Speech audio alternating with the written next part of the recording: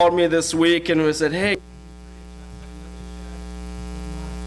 Say Michaela, to make sure that I've got the energy and time to do this. So Michaela and I are engaged and getting married in April here. So this is the beautiful young lady right here.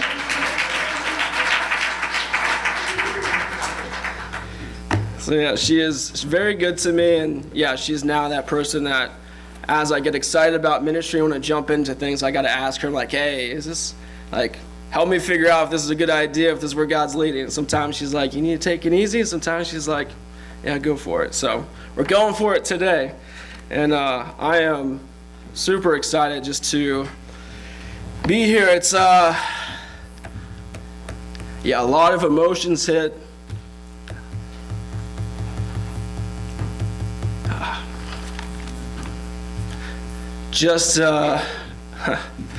It's special coming back here. Started coming here in 2004. God help me get through this. All right. We came here in 2004, and I was going into sixth grade. It was actually that summer that, for me, life was changing for us. We were looking for a new church, and we started visiting here, and it was around that time that now my dad's getting emotional. He's getting me. My dad was spiritually really leading us through that time.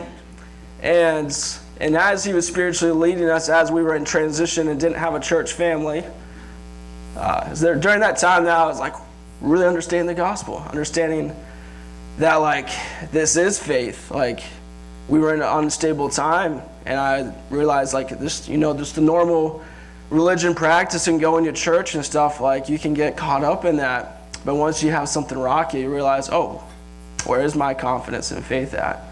And so Dad helped me see that. And then through that, God worked, and I put my faith and committed my life at the age of 11, just before coming here to the Big Valley Church family. And since then, man, it's been a roller coaster ride. Going to middle school, and middle school is an awful time. I'm sorry if you are in middle school right now. If anybody had a great time, they are of the minority. That is not a common thing. And so even just going through that time and being in the youth ministry here, it's during that time where I was beginning really my walk to follow after God. And then I'm dealing with tensions. I'm going to public school, and I'm just trying to then walk and follow, but then everybody else around is not going that direction. And so then that's confusing. That's tough. And then I'm riding that ride, middle school through high school. And then, as I was even preparing my message, and I'm thinking about the teens and kids that we reach, I'm like, man, why aren't they getting this? Why aren't they getting this? But as I was going back and thinking through my own journey, it's like, I wasn't getting it all the time.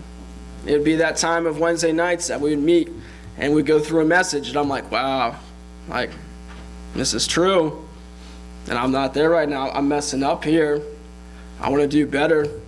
And me just wrestling with that tension point, and the word just really impacting my life and how I go back to school. Maybe I'm still messing up, still giving into that peer pressure. But then the word's there that's constantly pulling me back, and then I get back to Wednesday, and it's like, oh, like, yeah, like, so I just needed that constant reminder of who I am in Christ and that identity.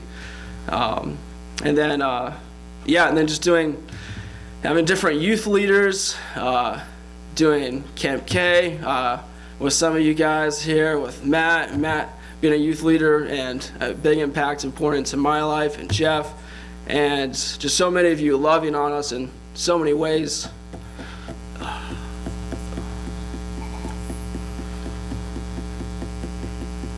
And it's hard to come back and see, like, we're losing people from the church family. People are sick. People have passed. We have some people that were part of the church before, and some people I went to youth group with, and they're not following after God. And like, I know, being a sixth grader, high schooler, I still hear things, I see things. I know some of your stories too. And it's just, and we've all been through a lot of different things. There's some things with your story I have no idea about, but it's just amazing and seeing that you're here today. And through the hardships, God's been glorified, and he's worked and he's grown you through that. And it's a miracle that I'm here today. And so it's just encouraging to come back here to kind of reminisce on just the journey that Big Valley, this church family, has had in my life, and that you guys are sending us to take the gospel, and then to see baptisms today, man. Like Michaela knows, like when it comes to baptisms, I'm like a mess. I just cry so much. Like when we have baptisms at church, I lose it because I'm like, that's what it's all about. We want to see people come to Christ. And then I'm happy for them, but I'm also sad for people I know I'm reaching and family who doesn't have that. And I'm like, I so want to see them up there sharing. I so want to see them getting baptized. And that's why I do what I do. And that's why we follow after God and share it. So it's not about us. It's like we want to see them get to that moment that we got to have of going from our lost selves, from the domain of darkness into the light, into that relationship with God. And the more we're in it, the more it makes sense. The more it's like, wow, like why did I go back? And then, the roller coaster ride for me wasn't just 6th grade through high school. It continues of just the battle against our flesh. And it's like, oh man, like the world, sometimes it seems promising. Maybe they have some solutions that make sense at the moment for me of what I'm going through. And then you realize, oh, that's not the solution. It's not the solution. I'm not the solution. It's Christ. It's my relationship with him.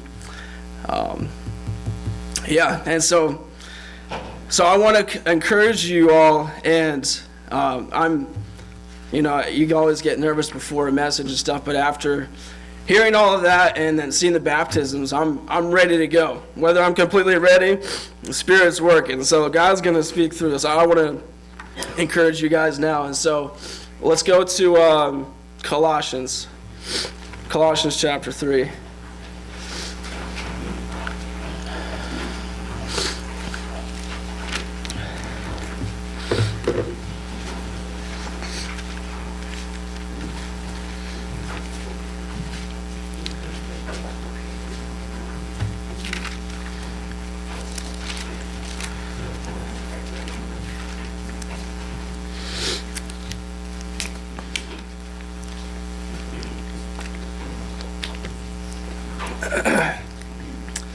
And just before we jump in to this passage, just to kind of give you more of a preface here and framing our minds for this. With Colossians, we see Paul and Timothy writing to this church, and like I mentioned, of just needing that reminder of our identity, who we are in Christ. This is what Paul and Timothy are really doing then for the church, who they're encountering different teachings that are kind of pulling them back and burdening them. The false teachings are minimizing Christ and saying like he's not the answer, like he's not God. And so for Paul and Timothy, they're looking to remind them of the good news of Jesus and who Jesus is, and then who they are in this new relationship with him. And they're no longer who they used to be, and how they are to walk and to follow. And so the question I want to then answer and kind of process through of what God has here and what he's taught me is then how do we lead the lost to believe in and follow Jesus? That's what we want to see, and then that's quite a journey. And then sometimes we don't know exactly how that's supposed to happen, and sometimes we can feel overwhelmed with that call, overwhelmed with pursuing that. And that's something I had to process a lot through Mission Scranton. I started serving there a little bit over 10 years ago now as a college student, as a volunteer. It's an inner city ministry reaching children and youth in the housing projects of the city. So one of the most low income and sometimes the most broken places in the city. And so as I was there and I came up and was brought up in this area, which I felt like had a good awareness of who God was, even if it was a little miscued and stuff, there was just that awareness. And so as I was in that ministry field, I realized that there's so many that practically knew nothing. And most of them maybe had an awareness, oh yeah, Jesus was a guy and he died on a cross. But they had no idea that he is God and that he came back to life even after that. And so then my world was rocked with wow, okay. So one, there's a lot of people who don't know about the good news of Jesus, and there's a big breakdown there and there are genuinely just lost people. And then two, it's not just the job of the pastors and the missionaries, but that's such an overwhelming problem, not only in that city, but across the world, that we need all of us, the church, and it has to be part of my job. And at the time, I was compartmental. I was really going back and forth of just doing, living for God, but also just pursuing my own things. And then doing my things at church on Sunday, being part of the church. But then other than that, living a comfortable life. And then after really encountering this world of our lost kids and families, I realized it completely shattered the aspect of there's no time to just try to get comfortable and live this nice life. And that's how we're meant to do, to pursue these dreams and comfort and idolize those. We're supposed to find that comfort and peace in that relationship with God. And then to really be on mission together with each other, with our families, with our own siblings, parents, neighbors, whoever. And so through the years, then it was always the tension. And I did a training a few weeks ago with our volunteers. And that's the tension they run into, where it's okay, I love these kids. So how do I lead them to Jesus? And that tension point. And then, okay, they have put their faith in Jesus. So then how do we disciple them? We have the lingo of we need to go make disciples. But then sometimes we're talking about different ways to make disciples. We feel like we have to find some silver bullet to answer this. And so it's a tension point. It seems simple, and it really is simple, but then we can get really held up with that. And so I'm going to go through looking at that. And then for us to really understand seeking the lost and trying to lead them to Jesus, and for us to walk along and do that and make disciples, we have to pursue what is real, what is truth. And so for us, we have to understand the reality that we are in by seeking insight of truth, which we find in God's word, so that we know who we are, right? Confused middle school Nate. We got to figure out and know our identity. What's my identity? It's in Christ. What does that look like? And so then to know who we are, we then that will then help us to know how we should then live. And so that's what I want to pursue through today. Just a little illustration.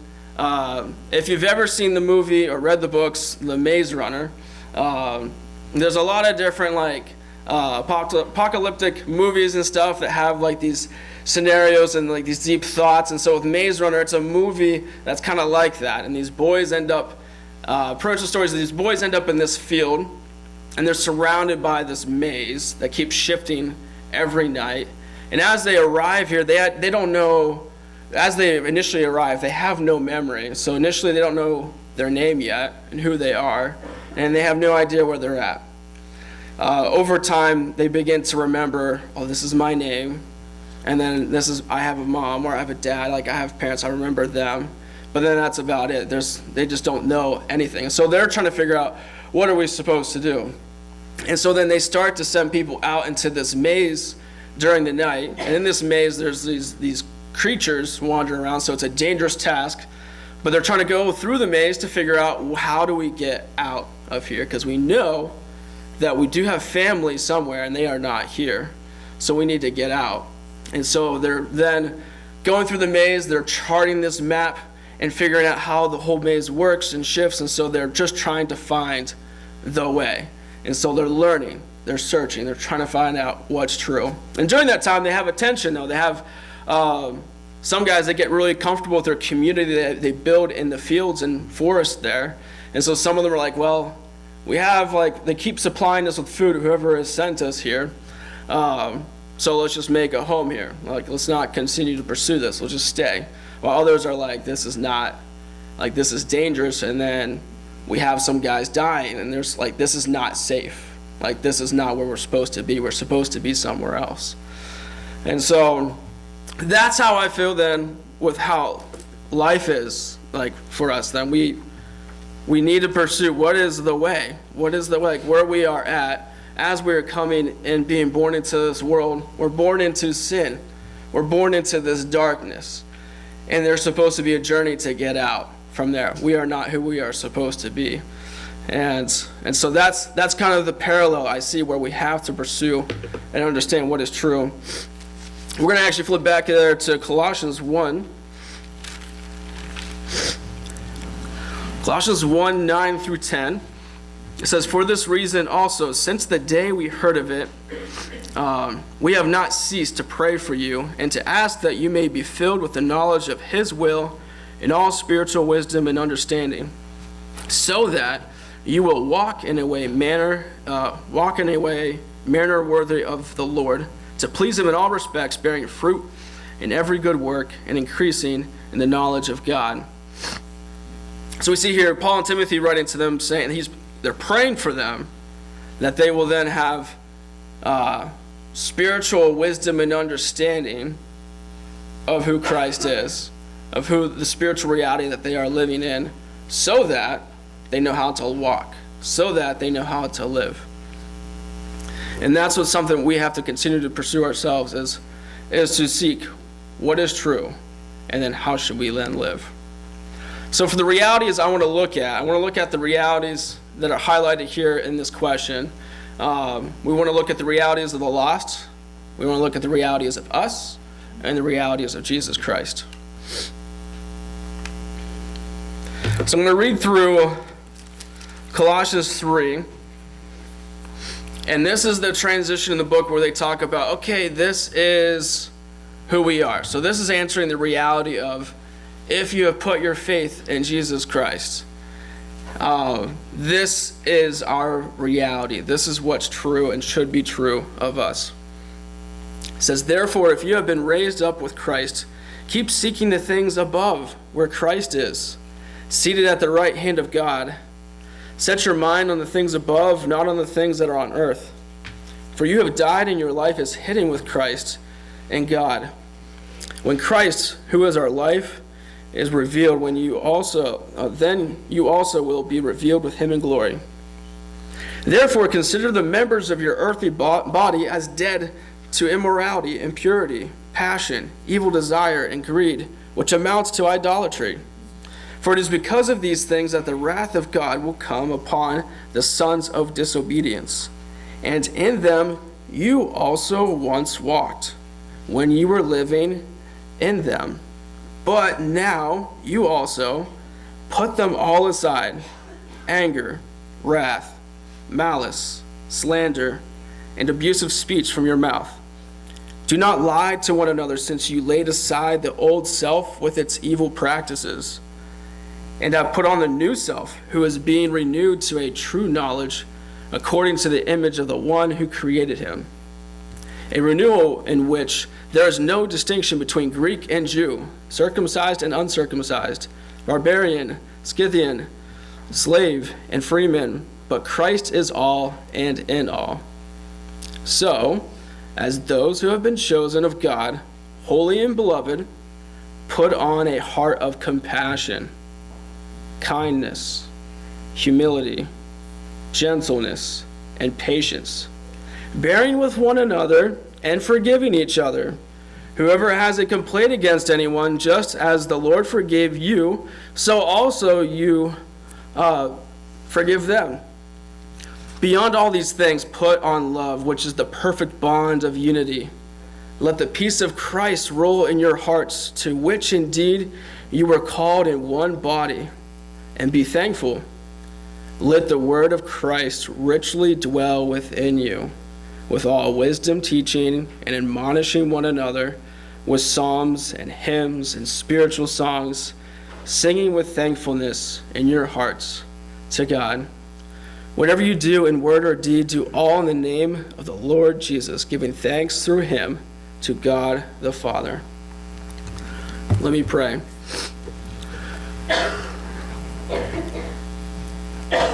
Father God, I just come to you now, and I pray that you will speak through your word this morning, and that you will open the eyes of our hearts to understand you, to know your truth, to know who we are in you.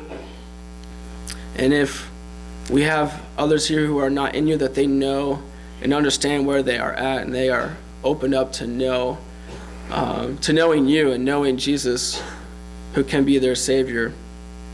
God, work in our hearts. Have your way in us. Show us your ways. And we pray this in your name. Amen.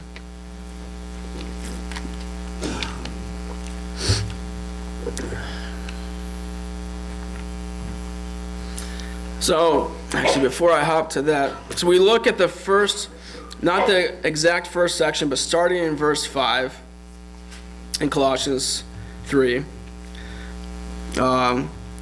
We look down through, and I'm going to hop down to verse 7. Before verse 7, it talks about the sons of disobedience. This is everyone who is lost, everyone who is enslaved to their own sin. And it says, and in them you once walked when you were living in them. And so for us, my first look is looking back at the lost, where we've come from, some of the flesh that still is within us there, to understand, okay, who are we reaching? What's their reality? And so the first one we have is, for where jealousy and selfish ambition exist, there is disorder and every evil thing. James 3:16. So as I do ministry in the projects of Scranton, if you were to describe a ministry night, this might be a pretty good verse to describe it, especially the word disorder sometimes. Not like something we are trying to construct ourselves, but that is what is welcomed into our room and into our spaces, as we are welcoming in the chaos, the hurts, the disorder from their lives. And so that's the reality we see, is that with the loss, it's the jealousy, the selfishness, that major push into us. It's all about me, focus, is what the lost is enslaved to. And so with that, we have so much disorder and every single evil thing that's happening there.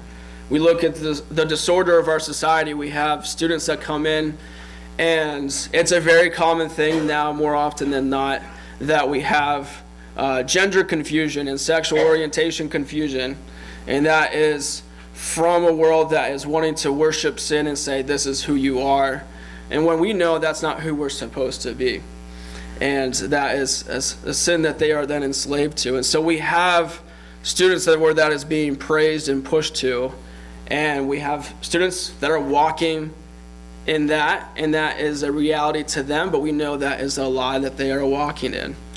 And so that's what we have to see is, even as we're trying to reach them where they're at, it's if we're trying to attack the symptom, some of these issues, these lies that we know that they're living in, if that's our main battle there, we're not going to get anywhere. We're not going to get anywhere with those answers. And so that is their reality. That is not true. And so that's a wall that we are going to run into, that we cannot just battle with just trying to say, hey, don't do that. That's not how we're supposed to be. There's more we have to address there.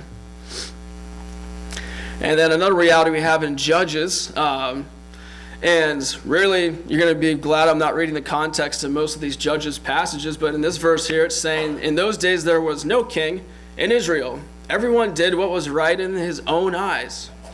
The context of a few of these passages is we have people that are they're saying they're worshiping God, but they're actually creating idols, and so they're completely messing up who they're even worshiping. And so we have people trying to manipulate and control God and have God orchestrate things in their life the way they want it to go. So essentially they are God.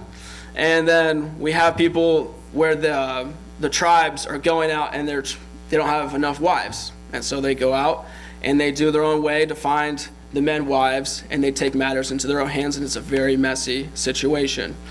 And so that's what we see whenever in a world that is lost, that there is no God to them, and they are their own God, and they're without that leadership and that lordship that's guiding them through that, and they're left to their own devices and whatever else is around them to convince them where to go. And so I believe that's what we're even seeing. I think that's been the case probably more often throughout our society than we realize, but even more so I'd say today. Overall, society today doesn't really want to abide by and support any one leader. It's just that leadership has been delegated to every individual to figure it out on their own. And so we see a lot of messy things. That's the reality that we are in. And an interesting conversation I had one night, we were actually doing an overview with our teens of the Old Testament from the Hilltop neighborhood. So we've been working with them for the past year and a half. So much of the Bible is like brand new to them. We're now actually working through the life of Christ with them for the very first time. I'm super excited about bringing that to them. But one of the conversations we had when we talked about Judges for a brief time was we were asking, do you trust leaders? Like, who do you trust? And as we were talking with these students who are from different broken homes and the school system, there's a lot of broken things there. And the kids are kind of in a point where they have to survive and figure out things on their own. And so as I'm asking these girls, which I can tell they've just been through quite a bit, they're telling me like, do you trust this person? No. Family? No. I'm like, wow. Then I'm like, where do you find your hope? And then one girl said, there is no hope. So without having that leadership and that guidance, then there's no way to know, where am I supposed to go? Who's going to keep me safe? Who's going to love me? Who's going to guide me and protect me?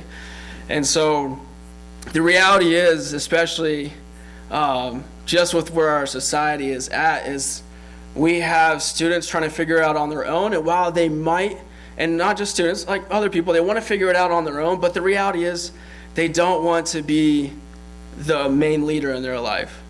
They want some sort of affirmation and guidance. And so the result we're seeing and out of this girl's mouth was, there is no hope from what she can see. And then we have 1 John 2:16-17. And this says, for all that is in the world, the lust of the flesh and the lust of the eyes and the boastful pride of life is not from the Father, but is from the world. But the world is passing away, and also its lusts. But the one who does the will of God continues to live forever. So when we looked back at Colossians to see the list of sins that were there, we've got immorality, impurity, passion, evil desire, greed, idolatry, anger, wrath, malice, slander, abusive speech from your mouth. Take other things that we struggle with sin, that we might find appealing and like. And as we address this, especially if you're in the room right now and you're not on board with God, or you've let yourself go for a while, for me to say and address some of these sins might be hardening you, and you might be frustrated. You might feel indifferent to that. And I want to be sensitive to people and love people, but this is the truth. But here's the reality. While the tricky thing, especially, all right, Nate, middle school through high school and his journey and trying to remember, who am I? Throughout those times and throughout my life, the world throws different things my way. And I try different things. And it's like, oh yeah, this is great. This is good. Oh, I enjoy this. But then it doesn't last. And for many of us, part of our stories is yes, we get that. We tried so many things, and we realized it doesn't last. That we felt so empty. We heard from one of the testimonies, I felt that emptiness. And it's yeah, you can try to get it all, but then at the end, you just feel empty. And so this 1 John passage points to that reality. It's okay, maybe you disagree with me and you want to be able to keep some of these things in your life and find a way to justify it. But guess what? It doesn't last. It's passing away. It's not your answer. And that's hard. That's hard with our students as we're trying to share that, and it's hard to see them continue to go back to that and continue to be drawn back that direction. But it is passing. And then that gives us hope to be able to reach our lost family members and other people, is that we have insight and know that this is just not working for them. There's a reason why people are struggling with so many different things, from substance abuse to binging tons of shows to being hooked to something, to some drink or whatever, just to get you by. We have insight to know that it doesn't work. And so now we know, okay, I know, and we've experienced that ourselves. And so then God's also given us insight to know, I've experienced that, and I know it doesn't work. And God's shown me another way. And that just little bit right there is a big part that can equip us to reach the lost and make disciples, because we understand and know, and we can have that conversation. We know exactly where they're at. And then lastly, should not say lastly. We're going to be here a little bit more. We have in Ephesians 2, 1 through 3, it says, "And you were dead in your offenses and sins, in which you previously walked according to the course of the world, according to the prince of the power of the air, of the spirit that is now working in the sons of disobedience. And among them we too all previously lived in the lusts of our flesh, indulging in the desires of the flesh and of the minds. And we're by nature children of wrath, just as the rest." Again, emphasizing this. And then in Paul and Timothy, they hit that point a few times throughout Colossians 2, where it's like, this is who you were. Okay? This is who we were. For some of you, this is still where you're at. But we were dead in that. And so while it's like, okay, I have the insight to know, like, this is just not, like, I know these lusts and all these things that you're wanting to pursue, it doesn't last. Great. All right, I have the answer in Jesus. You should get this now. But the really hard reality is that it's not just like this easy thing that they can release from. And it's not like that they have just chosen to use these sins to satisfy them. They are, in fact, dead in it, not alive. So there's nothing they can do about it. They are captive as dead slaves. So that's overwhelming. That's hard. Like, wow. Like, okay, I thought like we had some insight. We know the truth. I know where you're at. I know it's not working. And that Jesus is the way for you. He is the answer. But they're dead in their sin. They're slaves to that. There's a prince and power of the air. The evil one is also fighting back. And so the spiritual reality we have is not just God working through us to go against the sin and darkness to bring the good news. We have a force fighting back and fighting back in them. So the reality is, and that you guys will be covering in VBS, is that we're in a spiritual war. Okay, and so there's a tension that is there. But we've been there. We've been there before. We know where they're at. And our story and what God's done in us and changed us, and we have a path that we've walked from that. But that's not who we are anymore. And then at the end, we have of me just explaining here the reality of the lost world. We have, "For all have sinned and fall short of the glory of God," in Romans 3:23. I sit on youth council meetings with the mayor's leadership in Scranton. Great, unique opportunity that came out of nowhere that I got last summer. And I have a chance to be able to interact with other leaders in the city. And not a lot of them are Christians, so they don't see things the way I do. And it's a different perspective. And so I see, and I talk to the chief of police, and he's dealing with different challenges, and he's overwhelmed with the violence and hardships that are happening in the city.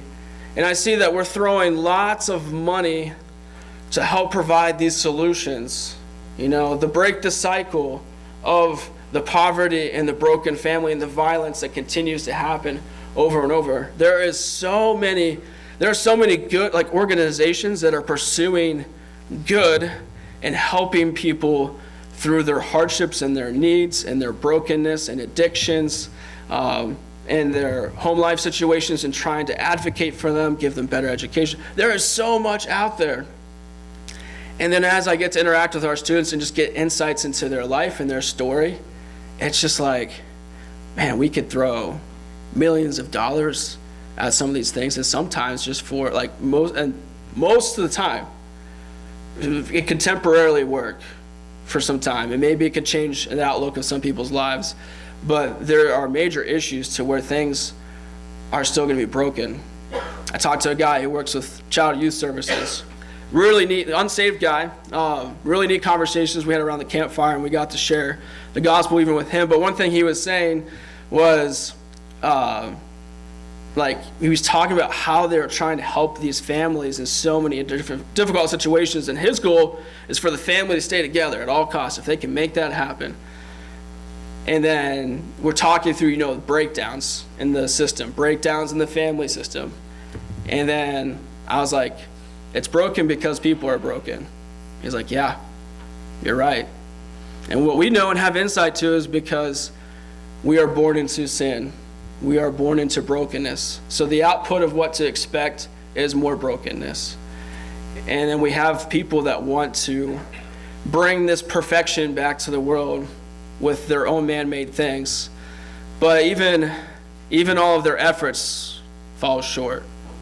Even us, you coming to church and coming and hearing God's word, it's great.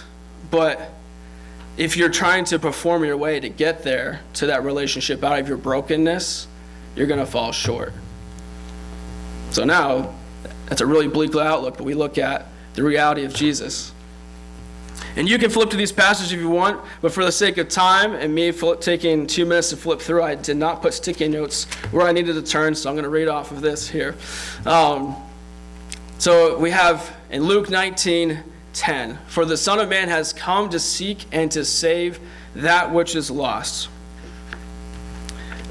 The posture and approach in the heart of Jesus is he is the one who has come to seek us out, and he does this by becoming fully God, fully man, and taking on the flesh of man and being on the earth for that time frame.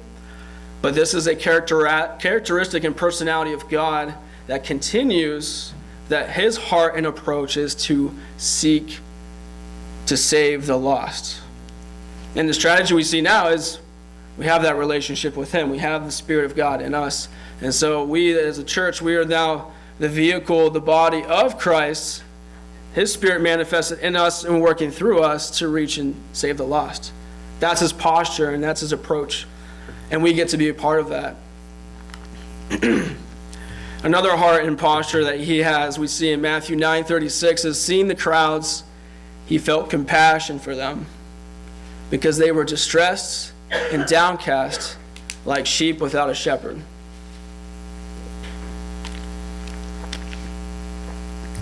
And that jumps back and ties into that Judges passage. Israel didn't have a leader. The people didn't have a leader.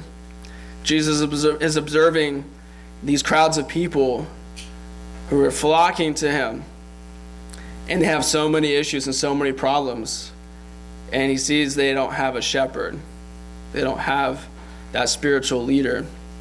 They are looking for hope and hungry for that. And one way that we get to see that sometimes is we did like this VBS week at Hilltop last summer with our local church partner.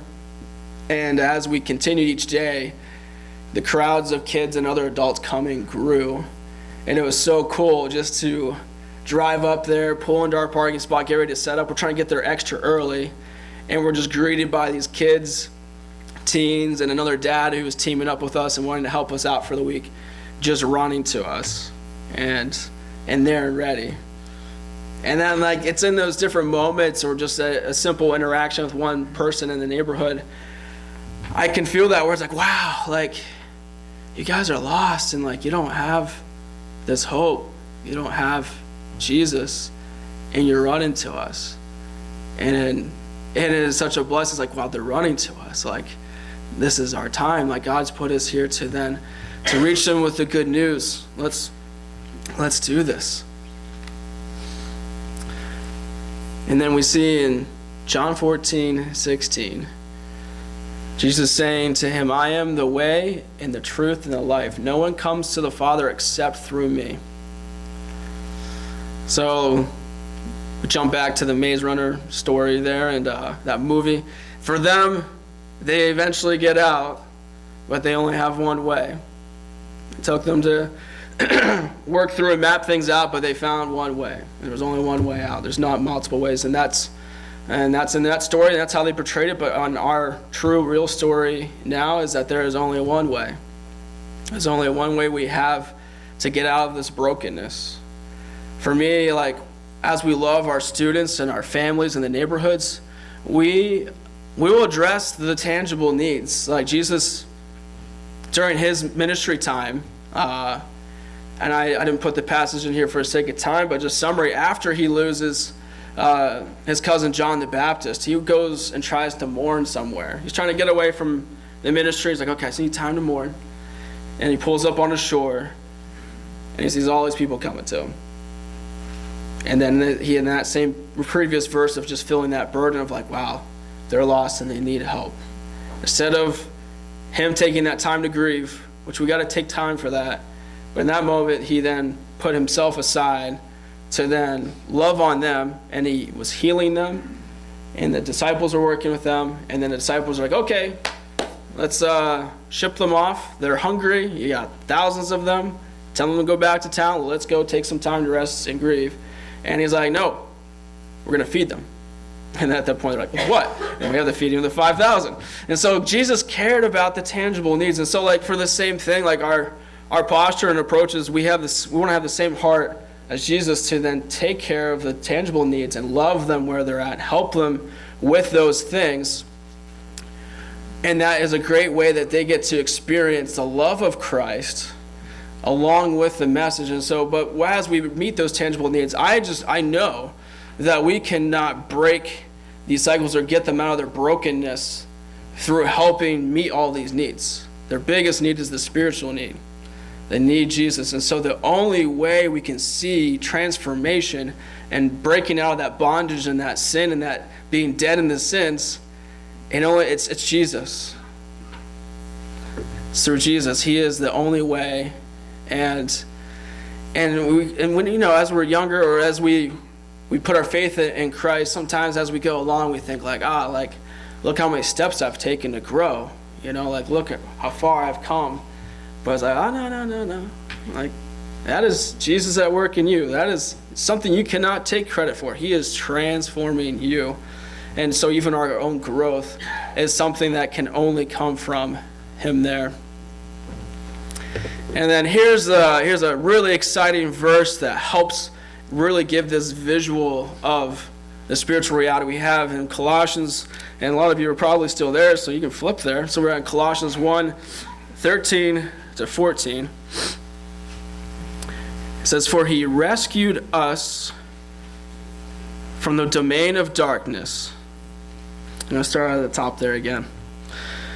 "For he rescued us from the domain of darkness and transferred us to the kingdom of his beloved Son, in whom we have redemption, the forgiveness of sins." And then that's expressing the escape plan. That is the entrance into the new reality that we were once this way, and very much so against God, and deserve condemnation, death, and hell.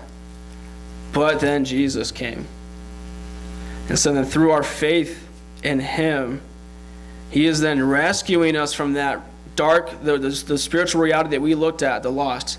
He is then transferring us from that reality of that identity. That's not who you are. Well, I still have some struggles with that, but that's not who you are. That's not your identity anymore. Now you are in Christ, and he is in you, and he is renewing you. You are a new creation, and those things will eventually pass away, and we will be made new until the day that we get to be face to face and see him. All of that was still clinging on and hanging there from the past domain that we used to be in will be completely removed. And we get to have forgiveness. He forgives us. He loves us.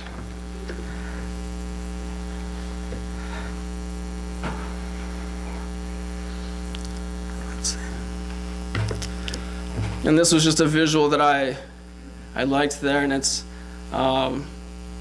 just that going from darkness to light, and that's where Jesus is the in-between. And now we look at, okay, what's my role? Wow. And I think we gotta, I'm going through the gospel right now. I'm going through the bad news of the reality of the sin. I'm going through the good news of Jesus and now our new reality. But we gotta revisit that. This has been refreshing for me to go back and remind myself what is true and what is this reality. But now we look at, what does it mean for me? And so in Romans 15:13, this is NIV version. I really like the way this version expresses this. It says, "May the God of hope fill you with all joy and peace as you trust in him, so that you may overflow with hope by the power of the Holy Spirit." And so now, just going through this and seeing the good news and just seeing baptisms today, it's just wow, we have hope. You take Jesus out of that, we go back to that very dark picture I painted where there is no hope, and that girl is saying there is no hope. But now with Jesus, we have hope. And even what we have to live for, what's remaining in our life, really just those tangible things don't really matter compared to the spiritual reality that we're going to have in heaven someday, where we're completely free from all of those sins. But when we don't want people to go without knowing this truth. And so for us, then, my question for myself and for each other then is, does my walk every week, does it look like the overflow of hope I have in him? It's not always that. It's definitely not a lot like that at times, and I have to catch ourselves. So then, knowing who we are and knowing who God is and who Christ is, who is that source of hope, what we tend to do is whenever we go back to our old ways, and for me, what even happens in ministry is okay, I'm doing a good thing, we're reaching them with the gospel and good news, but then I get stressed out with the preparations of everything, and I get stressed out with okay, we gotta raise money to sustain the ministry. I get stressed out with we have to make sure we maintain contacts with these families so we don't lose them, and so there's all of this stuff, and now it becomes okay, I gotta do this, this, and this, and this, and this, and this, and this. So then all of a sudden now I'm putting the control back onto me. And then as I do that, then I'm losing the concept and understanding of God is in me. The Spirit is in me who can empower me to do this. And why am I doing this? Getting back to the why. And so then the weeks sometimes whenever I get back into that, I got to get this figured out. And then it's not an overflow of hope. It's when we have somebody in our family or the kids or parents or friends, they squeeze you and they don't get the overflow of hope from you all the time. Whenever they get on your nerves or say something or do the absolute wrong thing, they get an overflow of something else. You get the flesh, you get the anger, the stress, the lash out. And so it's okay, so then if that's happening, then what reality am I living in? Am I going back to the old ways and I'm losing sight? I'm losing sight of the magnitude of God in my life, and that he is so much bigger and he's in control of everything. And so it's okay, I'm going to do the best of what I can, but I got limitations. And so I got to surrender that. To him. Another thing to think through, I got just a list of passages here. I might not be able to make it through all of them. But in 2 Timothy 3, 1 through 5, I feel for me, this is something that can really address things with me and then with other believers. Yeah, 2 Timothy 3, 1 through 5.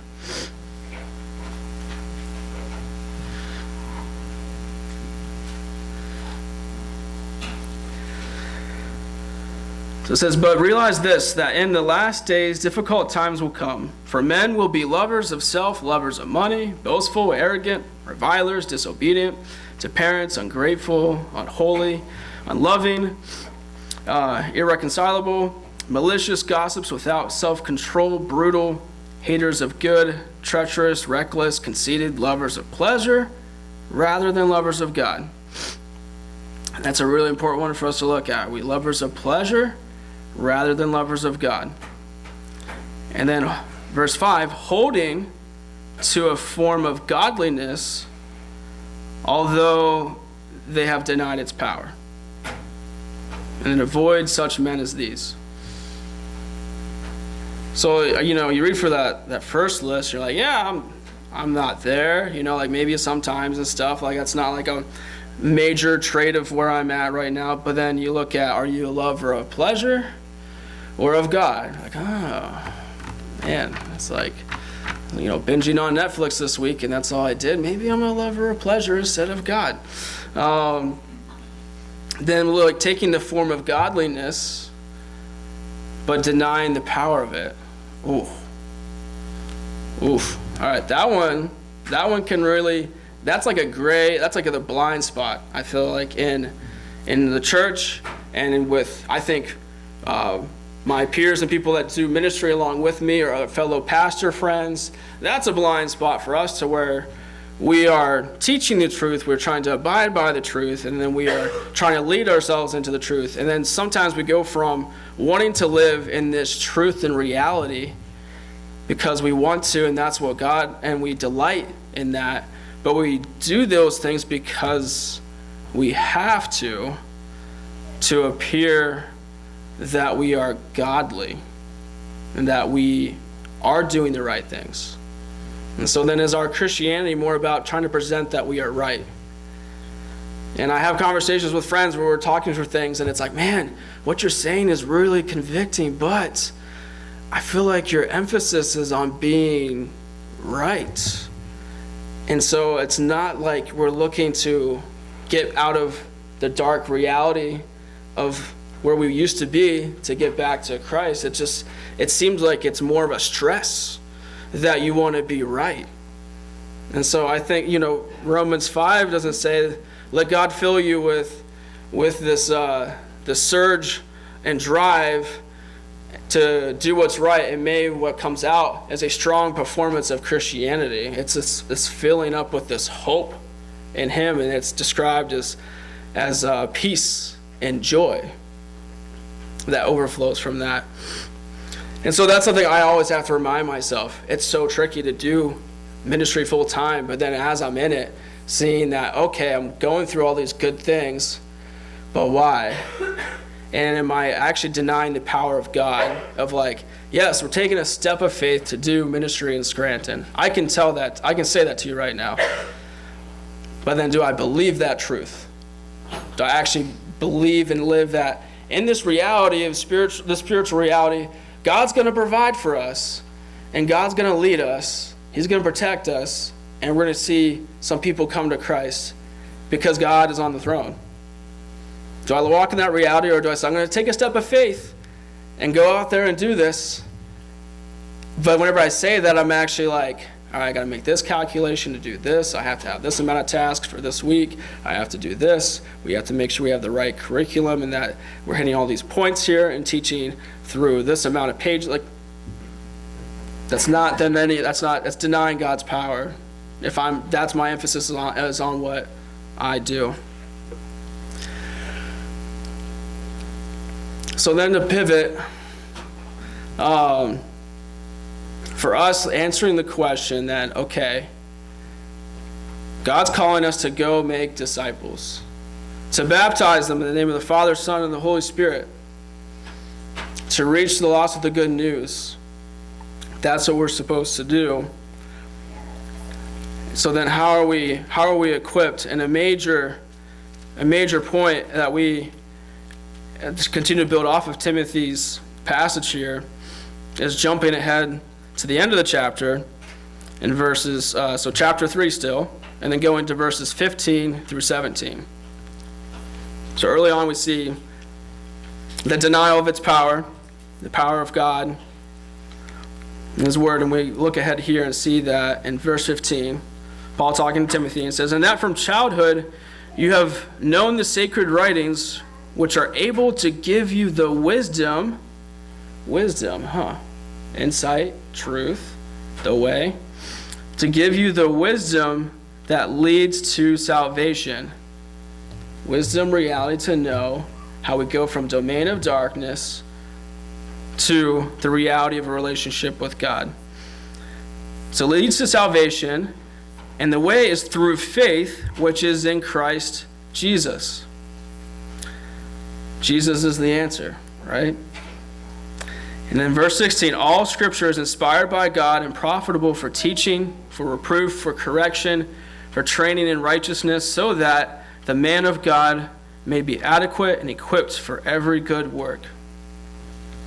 God is working through the Bible and His Word.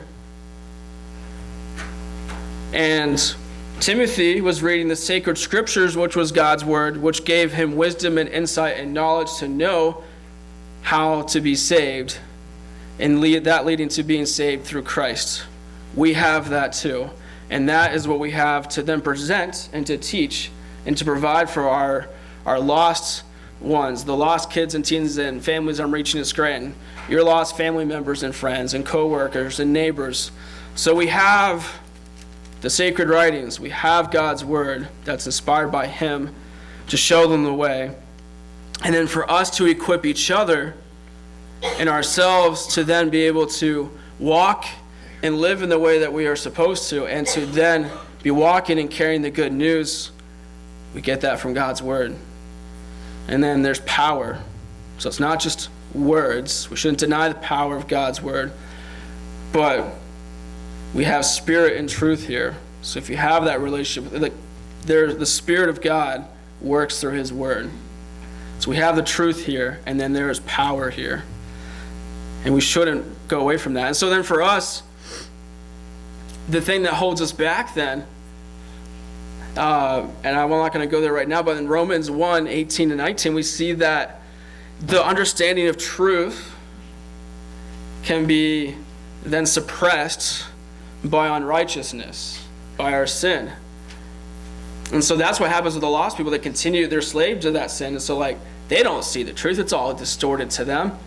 But then for us, I think, we still sin. And so we can then also suppress and push down and minimize God and the reality that we're in spiritually, which is the opposite of empowering us. This is then latching back onto the old way of slavery, and then the reality is we're actually not there, but we're just like we're going back, and there's no cuffs coming back on, but we're acting like we still need to be in that reality. And there's times, and there's times with you, do you go through some time, or even for me, hitting some points over Christmas break where I go through some days in busyness and eating lots of food and having gifts, and then I'm like, I feel like I just lived a few days as if God didn't exist. And that doesn't lead anywhere good. And if it doesn't lead anywhere explicit, it still puts you into this sad spot, this depression, this emptiness, and we're feeling that same way like we used to. And so we have to be then in God's Word. And at the end of Colossians, we got to be together with the body of Christ, living in community together as God's family, and celebrating when we can celebrate salvations and baptisms, and then mourning when we need to mourn with the loss of brothers and sisters and hardships that we're going through, and supporting each other through all of that. And the goal is then to not outperform each other or to judge others because of what they're going through. We have to forgive. We have to unify. We have to do it together. We have to take ourselves, and our goal is to help restore and bring each other back up, and to go back to God's Word and be renewed of this is who you are. Wednesday nights, for Nate, for Nathan, 6th grade through high school. This is who you are. We need that renewal. We need that time to come together. And in Colossians is saying that the word of Christ may dwell richly among you. That God's word dwells richly here, not just from the pulpit, yes, but then from our individual walks of us getting into God's word. And so that when we come together, we're then bringing together all that God has taught us. And then we get to encourage each other. We get to sing about it and celebrate these things. Because we need to see, and beginning Colossians, we need to set our minds on the things above and not on the things below. We have to fix our eyes onto the spiritual reality that we're in, the new hope in Christ. And then for those of you who are feeling down and you're going through these hardships, the amazing thing that a mentor said to me at one point was, I was talking to him and he found out a lot of my baggage from the past, and I kind of felt ashamed just sitting there. I'm like, well, now you know. So now we're going to do. I'm just waiting for it to be put on blast. And then he was gracefully encouraging me and reminding me that those sins are forgiven. That's not who you are. And then he asked me, referring to the Romans 8 passage, do you think that God can work all things for good for those who are his? Even this bad thing, these bad things you've gotten into in your past?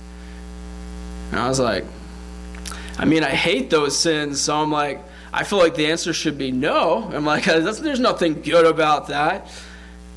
But he does say he can work all things for good for those who love him and obey him. And I wasn't completely there with him at that moment. But then the moments that I interact with one of my teen guys, and I'm talking to him, and he's one that's professed faith, and he's sitting there in front of me, and he just looks like he has a ton of bricks on his shoulders. He looks ashamed. He's not telling me what he's going through, but he doesn't have to. Because I'm like, yeah, me too, kid.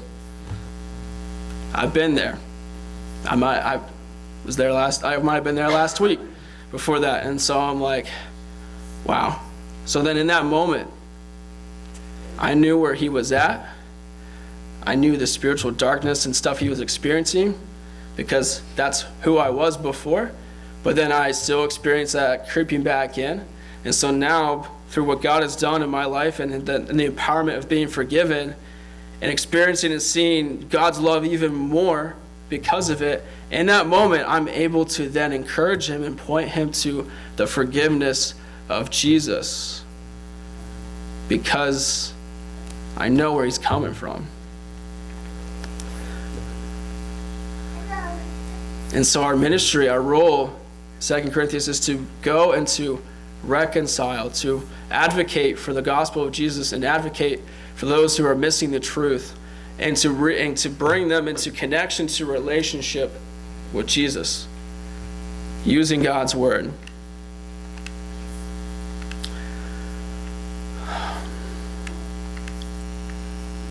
So I'm going to skip ahead here and just close. But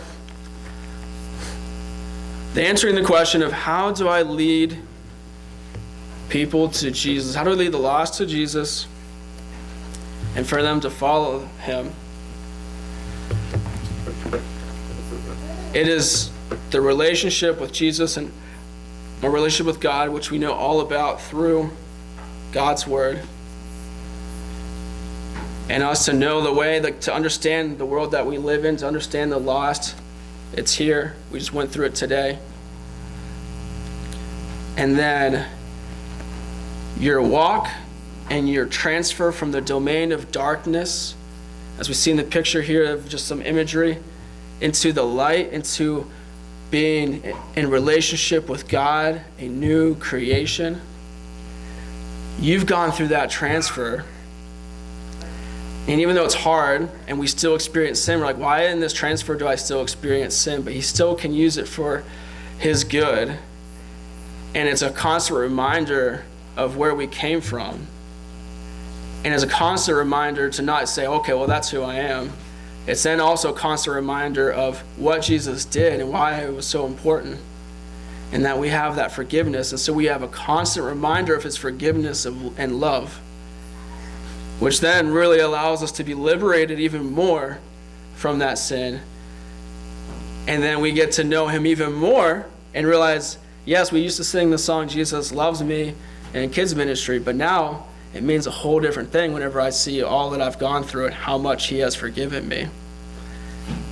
And then from there, your journey, your walk, and us consistently as a church and individually going through God's word and seeking to know his reality, because he provides insight and wisdom of how he is the way and how we should now live. We do that together, and then your mess ups and all the mess in your life has equipped you to walk people to Jesus and to give them that opportunity. We can't transfer them from darkness to light. We don't have that role. Our role is to provide the opportunity for them to meet Jesus through his word, and then allow for that opportunity to happen, to transfer from darkness to light. And then whenever you have a new believer in the church or someone, and they're like, I'm trying to figure all this out. You're like, I understand the tensions and the confusions. So now, because of that, we can relate, and then we're able to come alongside them and then show them the way to Jesus. Let's pray. Father God, I thank you for